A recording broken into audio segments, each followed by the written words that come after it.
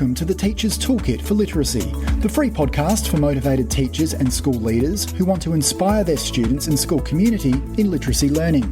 Make sure you subscribe to the show on your favourite podcast player, and for more amazing literacy resources, check out the show notes provided with every episode. Hi, I'm Sharon and I'm the host of A Teacher's Toolkit for Literacy. In every Toolkit episode, we bring you specific resources, tools, strategies, tips, techniques to help you in your job as a teacher of literacy.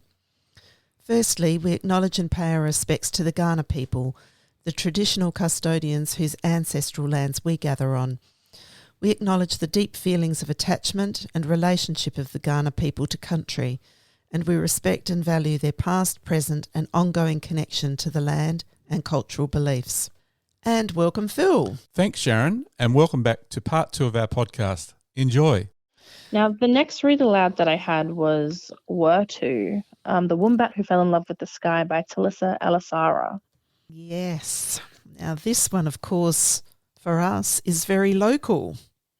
Oh, really? Yes, because this is, so it's about Kangaroo Island and the Adnyamatna people, and so their culture is very represented in this story, or what would be, there's many elements of, the traditional story here. So I love that they talk about this wombat, Wurtu, who lives his solitary life in his burrow on Kangaroo Island, and then off he goes on this epic journey across to the forest of dreaming. That's one thing as I was reading that I thought I would like to find out more about, is the forest of dreaming now a term that is used? Well, I don't have too much context. I do know that Tylissa made this up for her son, made the story up for her son, and she said she'd been reading to him when he was little so many classics, and I think, but he did experience some racism at quite a young age, and then that, I think, made her wanting to share and tell him this story.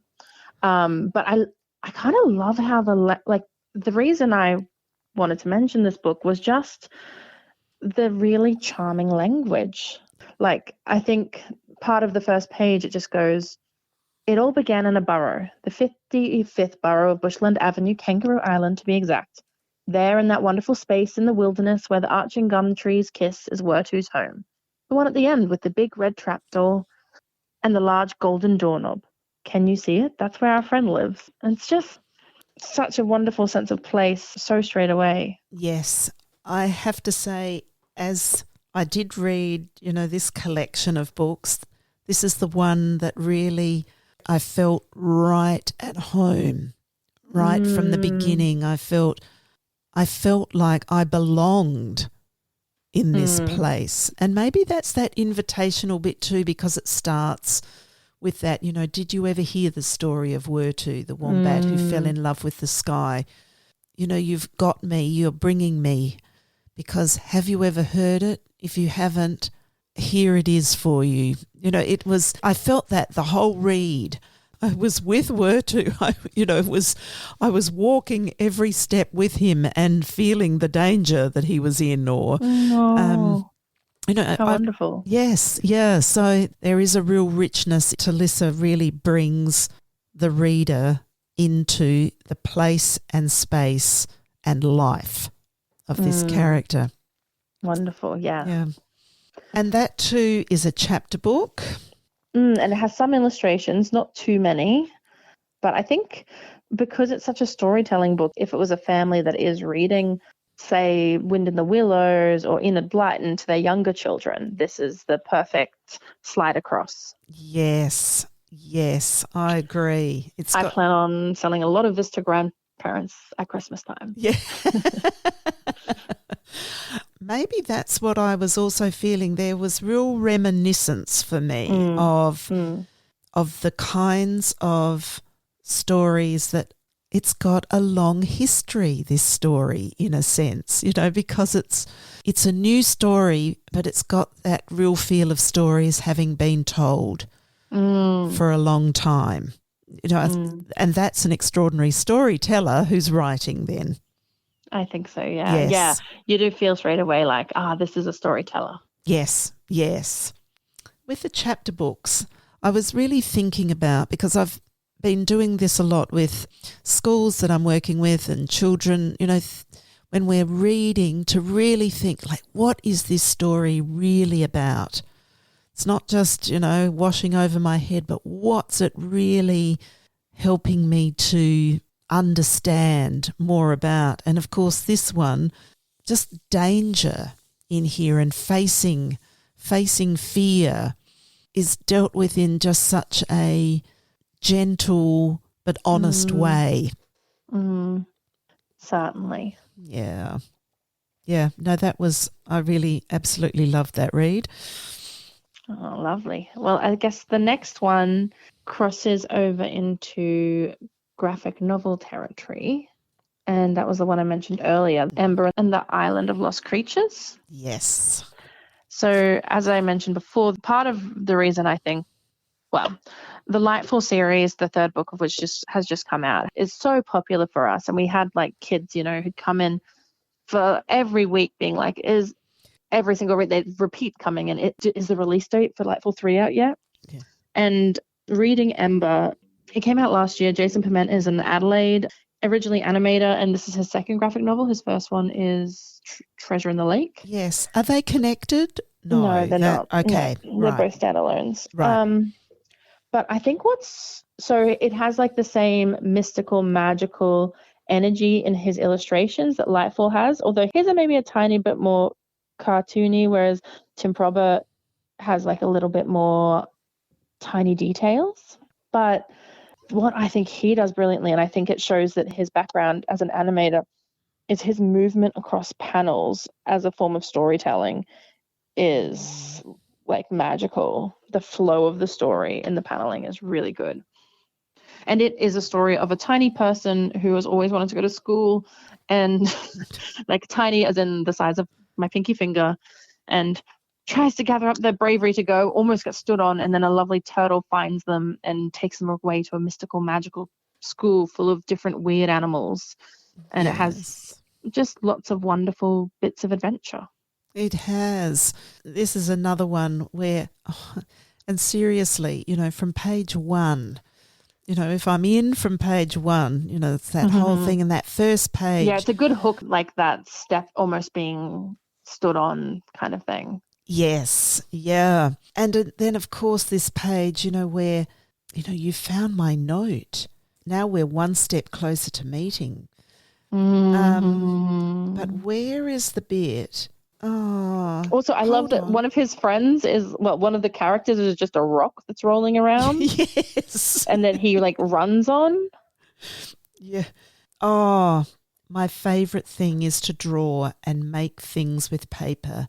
Maybe we could do it together. Once again, it's this invitation in here. It's like, I like to draw and make things, and off we go, and then we find this paper aeroplane propelling us into this story. Yeah. Is that the new name of this week's podcast, The Invitation to New Books?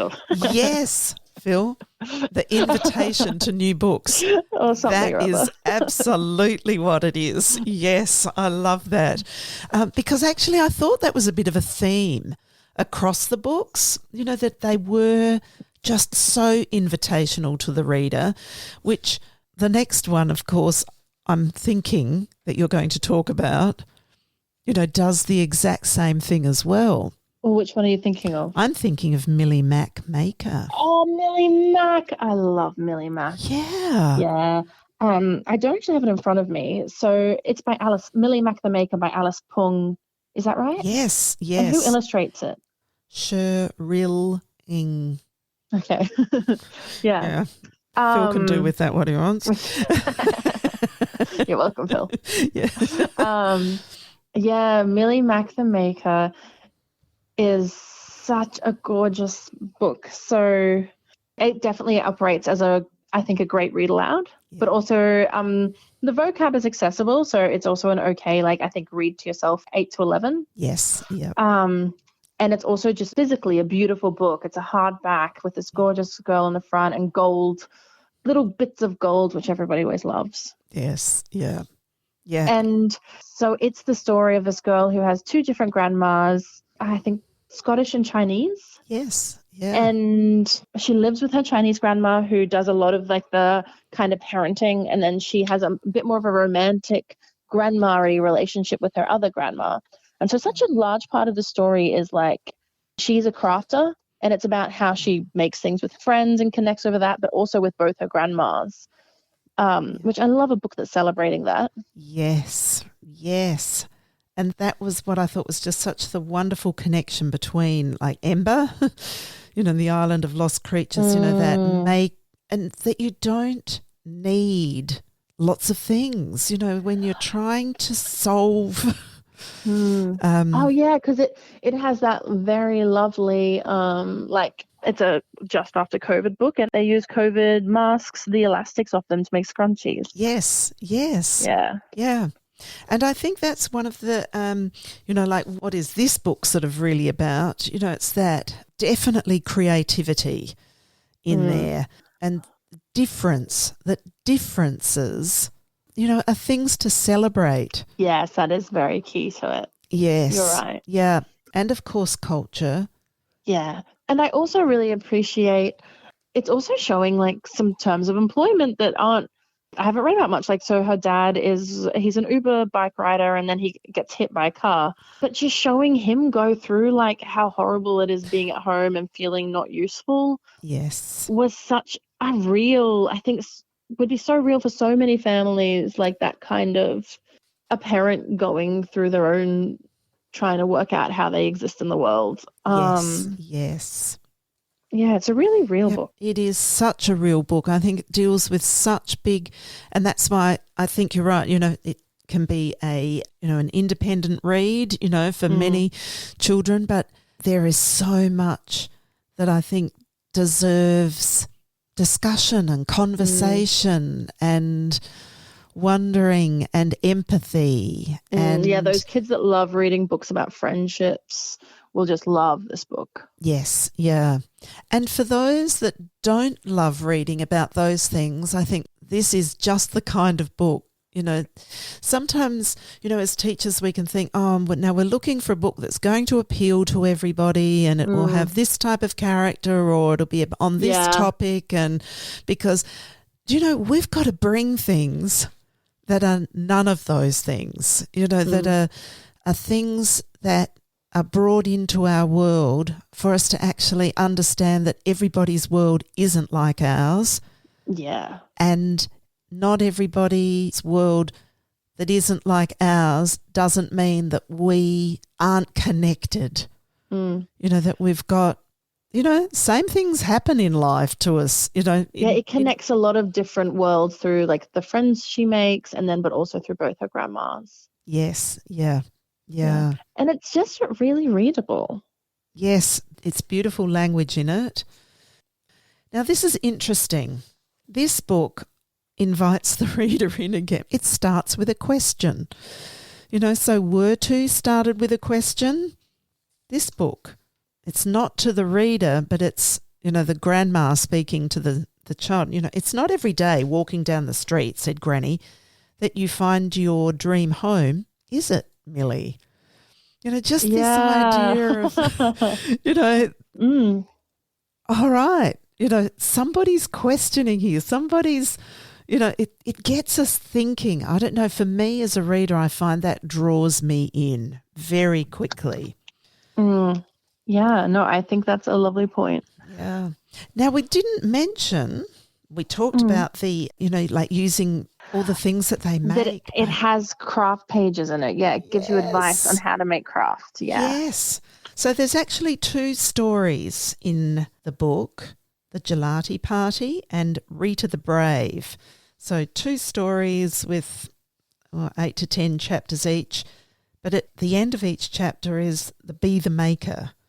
section, and it's got the patterns and instructions for the things that they've made. Yeah. So just such a, like, what a gift, to the reader that, wow, there's the instructions as well for the very things that, the characters made. I agree. Yeah. So the final book is Tweet by Morris Gleitzman, his newest book. And I think what I really enjoyed reading this is, so I loved Toad Rage as a kid. It was, I think, probably came out when I was a kid.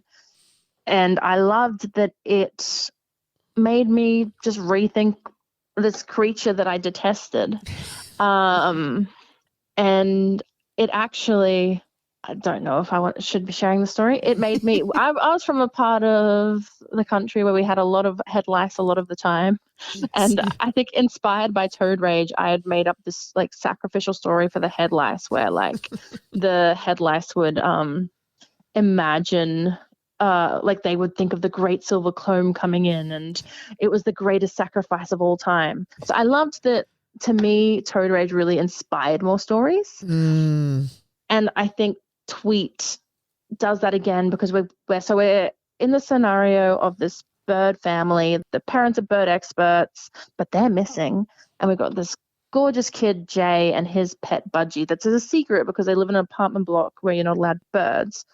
And Clyde is the Budgie's name. And Clyde is just a brilliant character because we're put inside both Jay and Clyde's perspectives. But with Clyde, his functioning is like he doesn't think as big words or as fancy as humans, but he thinks he's a human. But because of the way he's raised, he can't connect with birds properly as well. And so he's not quite a bird brain. And I loved being put inside his head. Yes, yeah. And Morris Gleitzman does that so beautifully by alternating the chapters, doesn't he? From Clyde, the bird, to Jay, the boy. And they're only short. And their love for each other. Yes. And I think that's what is, makes it so accessible too, is that they're two very different, I'm going to say, voices that come through. So when you get to the chapter, you know exactly, you know who's speaking in this chapter by the thinking that they do, and the chapters are quite short, but in true Gleitzman style, short, but we've got like 70 chapters in here, which is what's so tremendous is like he's used that alternating chapter idea to great effect. Well, it's a bit of a roller coaster ride. The plot's like taking you willy-nilly everywhere. Yeah, a bit like a bird. It is actually. Yeah. It really is. And it's got a bit of everything. We've got like secret agents, birds like communicating to each other, and birds doing kind of crazy stuff. I'm actually listening to it as an audiobook, which Morris Gleitzman reads, and it works really well as a read aloud. Yes. And oh gosh, it's got great humour in it. There's some funny. really clever twists and turns. Yes, certainly. Yeah. Certainly. Let you just keep going with these books. Otherwise, seriously, it'll just turn into another half hour. Sure. Okay. Well, the last 3 books I wanted to mention, I think are just useful books to know about. So the first one is called My Brother's Keeper. Now, this is a book set in early 1950s during the Korean Civil War, and it's about this Korean family escaping from North Korea to South Korea. And the reason it's such a great book is it's perfect for your Katrina Nannerstead fans. What she does so brilliantly is she gives you different perspectives of war, and this book does the same thing, but it also extends upon it because like lots of kids so this is the readership for say like 10 to 13. Yep. Lots of kids in that age group are reading World War II stories and are probably knowing a fair bit about this. And so we're seeing the direct effect of World War II alongside like what's happening inside Korea, and you're seeing US soldiers as well, but you're following this intense story of this family just walking and making their way. And so this girl and her brother get separated from their parents, and it's like, as kids love, sheer tale of survival. It is heart-wrenching, but I think it fills that add-on for Katrina Nanasad fans so well, and it's really well written. Yes, yeah. And a great read aloud again for that very reason because it is, I haven't read it, but, because it is an intense walk. It is an intense time. Yeah, although the grown-ups might cry too much reading it, to be fair. Oh. Right. Okay. Well, I won't say I haven't cried in the other books. Yeah. So if it's worth crying over, it's worth reading it with somebody. Yeah. Yeah, it is. Yeah. Right. And just the last fantasies I wanted to mention. This book surprised me, and its sequel is coming out later this year. I actually struggle talking about it. It's called The Winterish Girl by Melanie LeBroy. I find it hard to talk about because the plotting is so intricate and detailed that I have no idea where to start. But it has witches. It has lots of prejudice against people from different places. It has great talismans that give you curious magics, but the plotting is so intricate. I think it's and the reason I wanted to mention it is because I think it sits somewhere between Keeper of the Lost Cities and Nevermore. Oh. The writing is a bit pacier, kind of like Keeper of the Lost Cities, but the whimsy is closer to Nevermore. Oh, nice. And the intricate plotting closer to Nevermore. So I think there's just a lot of readers for this gorgeous series. Oh, that's such great insight into, where that sits and who we can recommend this book to. And it's a bit thicker. So it's on the thicker side too, which fantasy readers always love. Yes, yeah. And the other fantasy, sorry, the name of that one again was? That's The Winterish Girl by Melanie LeBroy. And actually it won the Danza Awards. So that it was the inaugural Danza Awards that came out this year. Oh, I can't say it. How do you say like New Zealand? Aotearoa? Oh, yes, I think it is Aotearoa. Okay. The Winterish Girl won the Dans Awards, it was the inaugural awards, and so it's a new award that focuses on diversity in Australian and New Zealand books. Right. And so it won the middle grade fiction, and it's actually really exciting. It's a book where the Dans Awards, they basically vet the entries to make sure they fulfill their criteria, but then the award itself is actually judged by children. Ah, nice. And that actually is a good kind of tip for us as teachers and book buyers and book searchers, is looking for, the different awards that are out there and the books that are making their way into the short lists and the award winners, because it gives us, when we're looking for a particular type of book, it's a good place to, head to those award books. Definitely. And I think the Dans Awards it's a brand new award. It's looking for more traction, and I think it's such a brilliant award. It's just run by people who I think are really knowledgeable and earnest and are giving so much to the Australian kid lit community. Yeah, fantastic. So many people doing such good things about that. Yeah. Now you've got one more? Well, actually, I think I'll cut it. It's not as special as The Winterish Girl. Right. I feel like that's a nice place to end it. Beautiful. Well, thank you so much, Genevieve. That was just fantastic. Oh, good. And just to remind everyone, there's a link on our show notes to your website, which gives all those books listed. To the Where the Wild Things Are website. Yeah. Yes. So that's a really easy way to get to all those books and order them. So wonderful. Thank you. Thank you so much. Just always appreciate the insights, the knowledge, love all the more. And I think this is something that, for all of us around books, the more we read, the more we know what we can recommend to others. I'm never short of books by the bedside, but before a podcast with you, it's always like, okay, I've got the bundle and I'm going to make sure that I've read them. And you invariably bring to us things that I haven't necessarily come across. Well, there's nothing better than reading books you wouldn't expect to. Like I read Millie Mac the Maker because I was, whatever. I read it. unplannedly. And I loved it. And I would never have naturally picked it up. Yes. Yeah. And it's those books that you don't expect to love that you love all the more. And that's why it holds such a great place in my heart. Yes. Yeah. And when books hold the place in, your heart, then I think, we're just so much better at being able to recommend things then, to say, look, this book, who would have ever known from picking it up or even just looking at the cover? Or all children, there's a researcher, Aidan Chambers, always said every child needs an enabling adult, somebody who's reading and who can recommend and who can say, do you know what, because you've read this, you might be interested in, because we know that ourselves. And I think the idea of being a reader to inspire children to be readers is the best way to go. And so many adults don't know the wonderful secrets that children's book hold. Oh, I agree. I'm sold on children's books. It's so much better for our teaching. We can teach with these books. It just makes your teaching a joy and a wonder.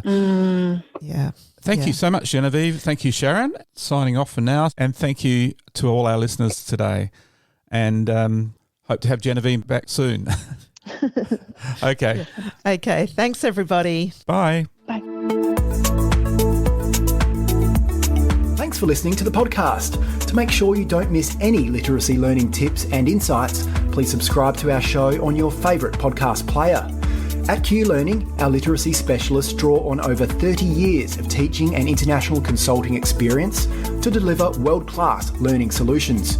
We equip, empower and support teachers to become their authentic selves. To find out about upcoming webinars and about how Q can help you and your school, visit qlearning.com.au. And you can get even more amazing teaching resources right now at teachific.com.au. Stay tuned.